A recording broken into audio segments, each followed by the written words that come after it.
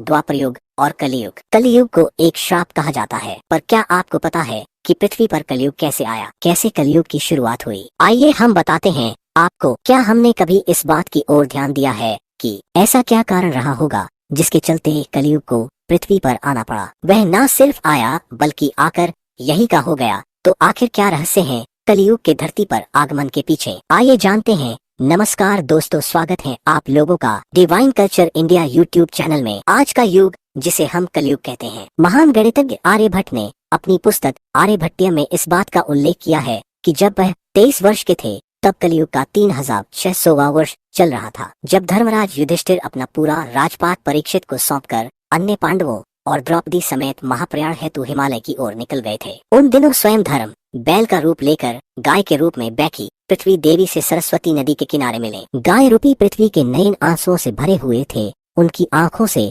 आंसू बह रहे थे। पृथ्वी को दुखी देख धर्म ने उनसे उनकी परेशानी का कारण पूछा। धर्म ने कहा, देवी तुम ये देखकर तो नहीं रो रही कि मेरा बस एक पैर है, या तुम इस बात से दुखी हो कि अब तुम्हारे ऊपर बुरी ताकतों का शासन होगा? इस सवाल पर देवी पृथ्वी बोली, है धर्म तुम तो सब कुछ जानते हो, ऐसे में मेरे दुख का कारण पूछने से क्या लाभ? सत्य, पवित्रता, क्षमा, दया, संतोष, त्याग, शास्त्र, विचार, ज्ञान, वैराग्य, शौर्य, तेज, ऐश्वर्य, कांति, कौशल, स्वतंत्रता, निर्भीकता, कोमलता, धैर्य, साहस, उत्साह, कीर्ति, आस्तिकता, स्थिरता, गौरव, अहंकारहीनता आदि गुणों के स्वामी भगवान श्री कृष्ण के स्वधाम जाने की वजह से कलियुग में मुझ पर कब्जा कर लिया है। पहले भगवान कृष्ण के चरण मुझ पर पड़ते थे, जिसकी वजह से मैं खुद को सौभाग्यशाली मानती थी, परंतु अब ऐसा नहीं है। अब मेरा सौभाग्य समाप्त हो गया है। धर्म और पृथ्वी आपस में बात कर ही रहे थे कि इतने में असुर रूपी कलियुग वहां आ पहुंचा। बैल रूपी धर्म और गाय रूपी पृथ्वी को मारने लगा। राजा परीक्षित वहां से गुजर रहे थे। जब उन्होंने यह दृश्य अपनी आंखों से देखा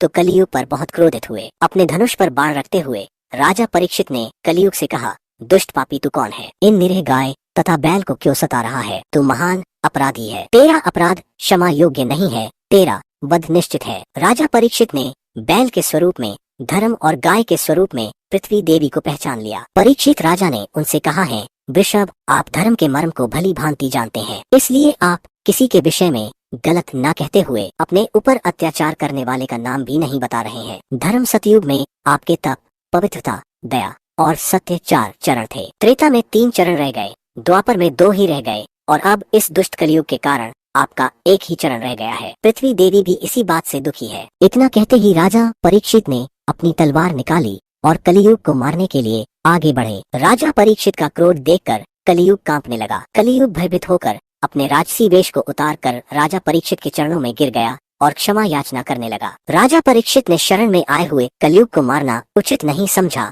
और उसे कहा, कलियुग तो मेरे शरण में आ गया है, इसलिए मैं तुझे जीवन दान दे रहा हूँ, किंतु अधर्म, पाप, झूठ, चोरी, कपट, दरिद्रता आदि अनेक उपद्रवों का मूल कारण केवल तुम ही हो। तुम मेरे राज्य से अभी निकल जाओ और फिर कभी लौटकर मत आना। परीक्षित की बात को सुनकर कलियुग ने कहा, पूरी पृथ्वी पर आपका निवास है। पृथ्वी पर ऐसा कोई भी स्थान नहीं है जहां आपका राज्य न हो, ऐसे में मुझे रहने के लिए स्थान प्रदान करें। कलियुग के ये कहने पर राजा परीक्षित ने सोच विचार कर कहा, झूठ, मद्यपान, परस्त्रीगमन और हिंसा, इन 4 स्थानों में असत्य, मद, काम और क्रोध का निवास होता है। तू इन 4 स्थानों पर रह सकता है। परंतु इस पर कलियुग बोला, राजन ये 4 स्थान मेरे रहने के लिए अपर्याप्त है, मुझे अन्य जगह भी प्रदान कीजिए। इस मांग पर राजा परीक्षित ने उसे स्वर्ण के रूप में 5वां स्थान प्रदान किया। स्वर्ण रूपी स्थान मिलते ही कलियुग वहां से चला गया। कलियुग इन स्थानों के मिल जाने से प्रत्यक्ष तो वहां से चला गया, किंतु कुछ दूर जाने के बाद अदृश्य रूप में वापस आकर राजा परीक्षित के स्वर्ण मुकुट में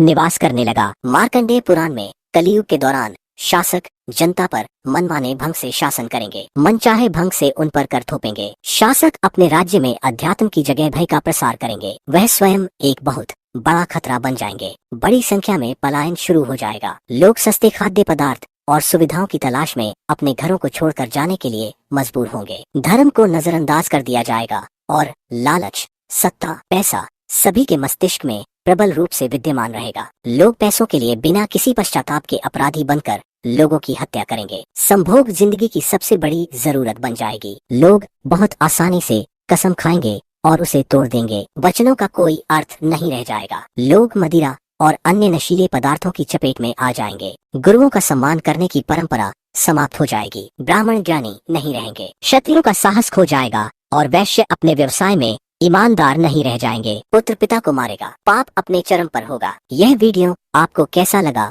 कमेंट करके जरूर बताएं। अगर वीडियो पसंद आया तो वीडियो को लाइक करना ना भूले। रामायण, महाभारत, वेद और पुराणों की आश्चर्यजनक बातों को जानने के लिए चैनल को अभी सब्सक्राइब करें।